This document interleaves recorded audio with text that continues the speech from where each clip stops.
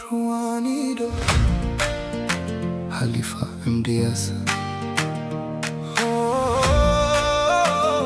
RUWAN IDO kai soyayya ta sana kasa magana.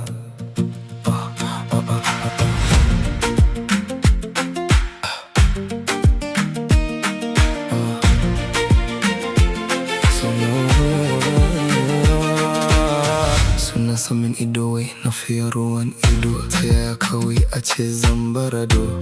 Karkici na fiye ruwan ido, kin fi su iya kwalliya da ado.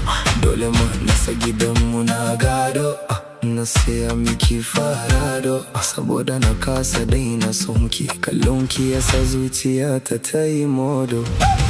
Ruwan ido ya zubo min saboda soyayya ta kone ni. Ruwan ido ya zubo min ke kika sa zuciya ta ciwo. Ruwan ido, ruwan ido, na kasa fabu abin da ke raina.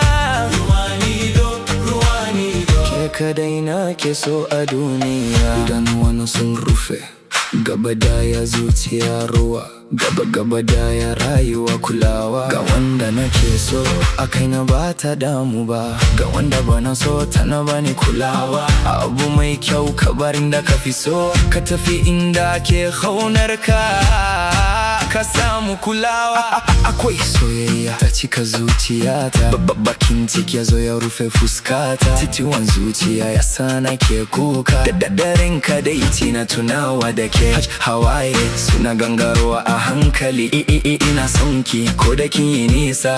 Kukan zuciya bana iya fag.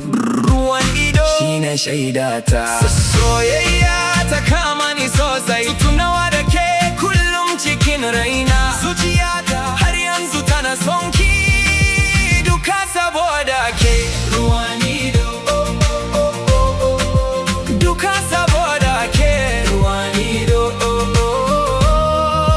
duka saboda ke. Na fada ruwan ido akwai mai murmushi, in ta fara dole ne sai na yi rarrashi. Ina da mai murmushi amma tana da tunanin kishi. Ina da wadda na fi so, ba ta murmushi sai da farashi. Zan rubuta sunanki a zuciyata da alkalamin gwal, da tawadar zinare. Ita soyayya tana jin kowa ne yare. Ba ruwanta ita bata dabare. Ruwan ido.